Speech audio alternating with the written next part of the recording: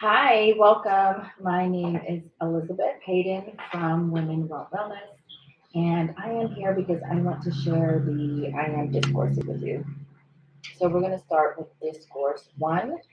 I have learned so much from the I Am Discourses to help me manifest and work through and healing trauma and creating a growth mindset and leaning into my spirituality in different ways.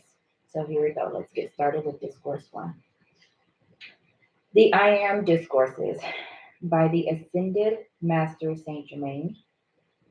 Discourse 1. Saint Germain, the Invocation. Thou infinite, mighty presence, thou all pervading principle of life, we give praise and thanks for thy wondrous activity through all outer presence. Out of thy mighty essence comes all that is, and oh, that humanity might understand, thou art ever and forever self sustained. Thou mighty active principle of life, surge forth in the outer activity of mankind and manifest thy supreme justice now in all peace. Mighty presence of light, God in action, govern the minds of mankind, holding them to truth and justice, and see that thy messengers are placed in all official positions. Let not of the outer interfere, that none of humanity may accept any thought of deception. Mighty presence of God in action, surge forth in the minds of all, expressing thy conquering presence. Greetings. I bring you greetings from the perfected ones who are watching closely over and ministering to all. The Discourse. Life in all its activities everywhere manifest is God in action. And it is only through lack of understanding of applied thought and feeling that mankind is constantly interrupting the pure flow of that perfect essence of life, which would, without interference, naturally express its perfection everywhere. The natural tendency of life is love, peace, beauty, harmony, and opulence. For life cares not who uses it, but is constantly surging to pour more of its perfection into manifestation, always with that lifting process which is ever inherent within itself. I am. I am is the activity of that life. How strange it is that students with sincere interest do not seem to get the true meaning of those two words. When you say and feel I am, you release the spring of eternal everlasting life to flow on its way unmolested.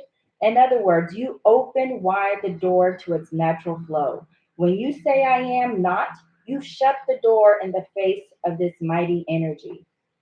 I am is the full activity of God. Having placed before you so often the truth of God in action, I wish you to understand its first expression in individualization. The first expression of every individual everywhere in the universe, either in spoken word, silent thought, or feeling, is I am, recognizing its own conquering divinity. The student endeavoring to understand and apply these mighty yet simple laws must stand guard more strictly over his thought and expression in word or otherwise, for every time you say, I am not, I cannot, I have not, you are, whether knowingly or unknowingly, throttling that great presence within you. This is just as tangible as if you placed your hands about the throat of an outer form. Only with the outer form, your thought governing the hand, you can release it at any time. But when you make a declaration using the words I am not, you set in motion mighty, limitless energy that continues to act unless it is recalled and the perfection consumed and transmuted. This shows you the enormous power you have to qualify this mighty energy of God. And I tell you, beloved students, dynamite is less dangerous, for that would but liberate you from the body, while these thoughts sent forth ignorantly and ungoverned bind you upon the wheel of re embodiment indefinitely. Thus, you can see how important it is for you to know what you are doing when you are thoughtlessly using the wrong expressions, because you are using the most divine principle of activity in the universe, I am. Do not misunderstand me. This is no idle, foreign, or oriental expression, but the highest principle of life, used and expressed throughout every civilization that has ever existed. For the first expression every self conscious form of life gives is I am. It is only afterwards, in its contact with outer, wrongly qualified activity, that it begins to accept anything less than the I am. Now, dear students, do you not see that when you say I am sick, you're just reversing this principle of life, which is naturally all perfection, thus requalifying it by your willful ignorance with something which it never naturally possessed? Through long centuries of willful misunderstanding, humanity has charged the very atmosphere about them with falsehood and unreality. For I need not to say to you that when you say I am sick, it is an abject falsehood in respect to your divinity, which cannot be sick. Does this sound harsh to you? Then I say, think it over, and you will see what a blessing and release it can be to you. I say to you, dear students, in the name of God, stop using these wrong expressions of your Godhead, of your divinity, for it is impossible for you to have freedom as long as you continue to do it. I cannot speak of this to you too often, that when you really recognize and accept the mighty presence of God in you, there are positively no adverse conditions. Stop.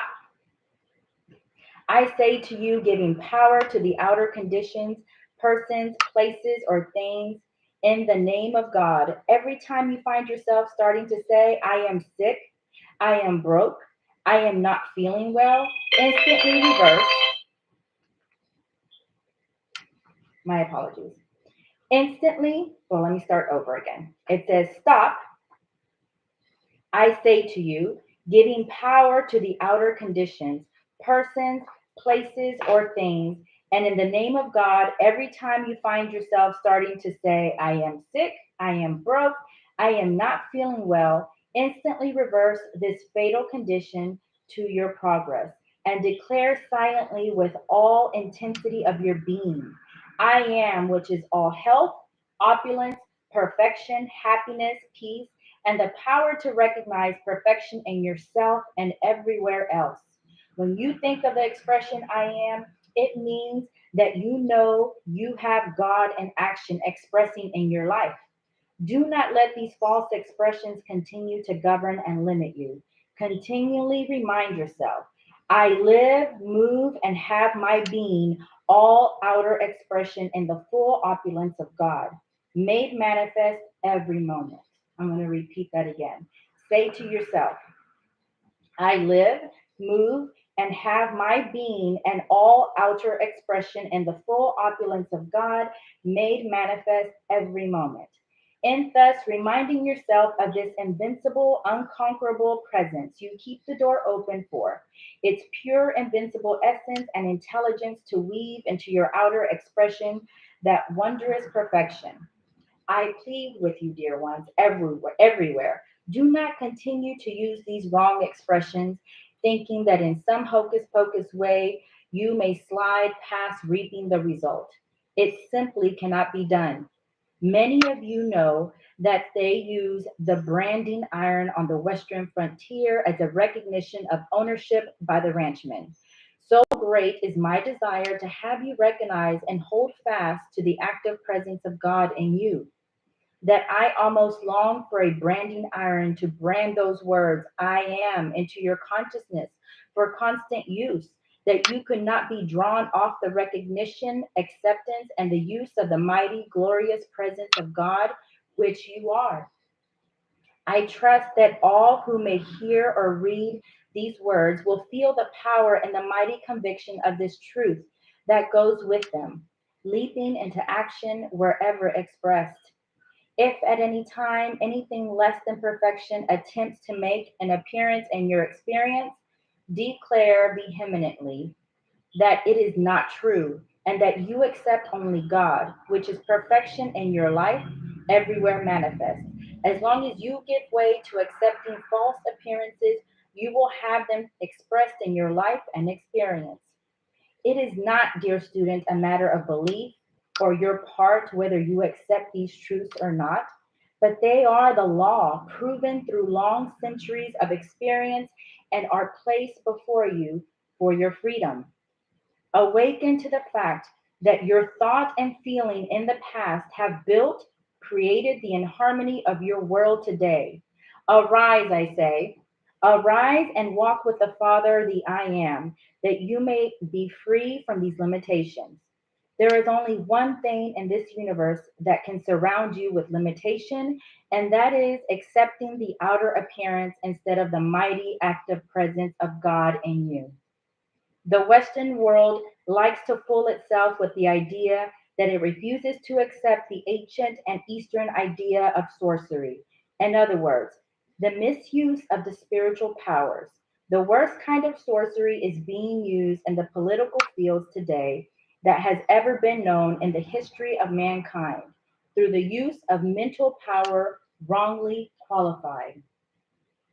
If this same tremendous mental force were used in just the reverse way, to know that there is only God in action in every individual filling official places, the sender of the quality or truth would not only be free himself, but the political world would be filled with freedom and justice.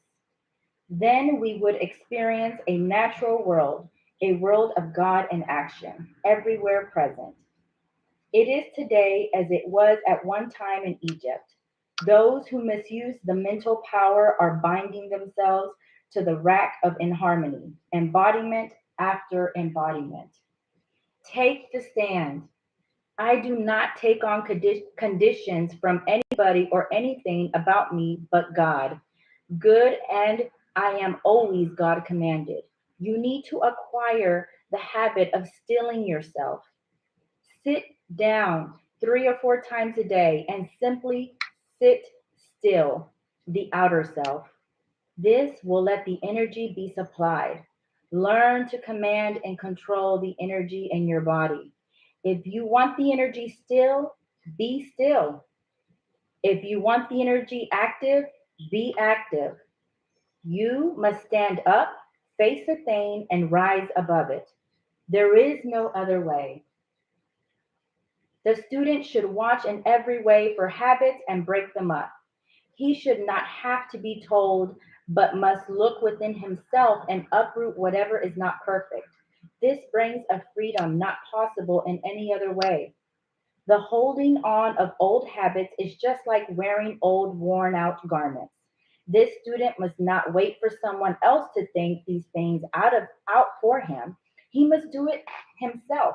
It is not possible for anyone to do it but himself.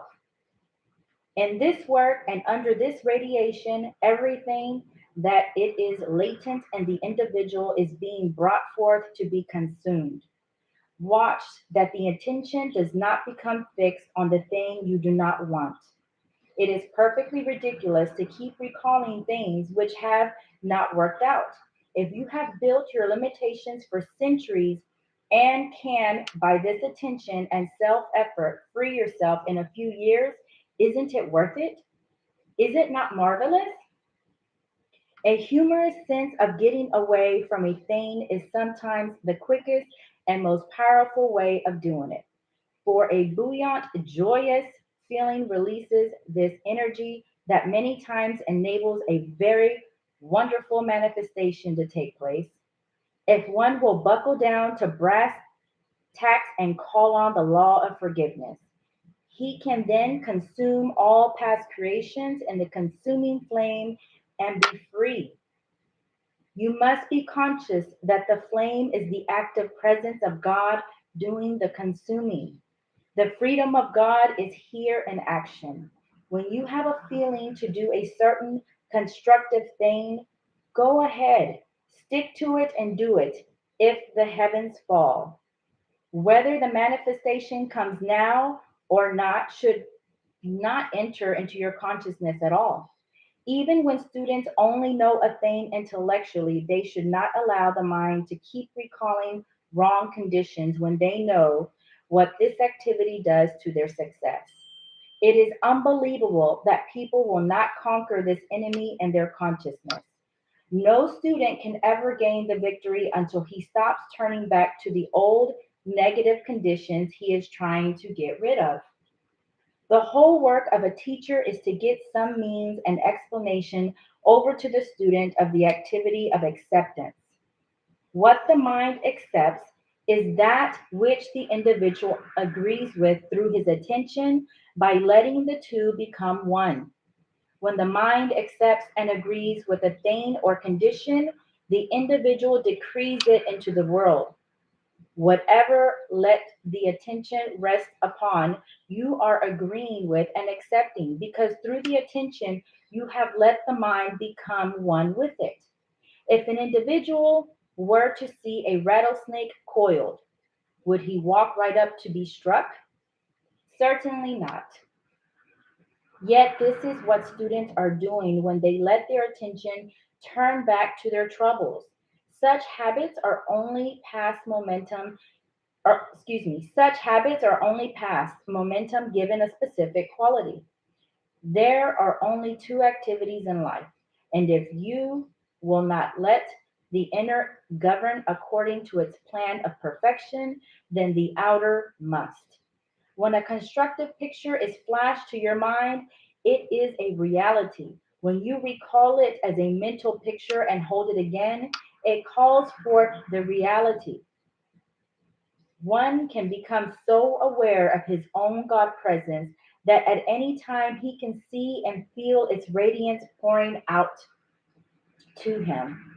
For things it does not want, the outer has all the confidence in the world.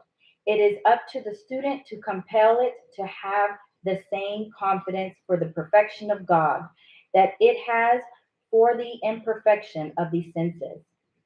The student must always rely on himself. He must always think, what can I do to intensify this activity from the hints given? Benediction.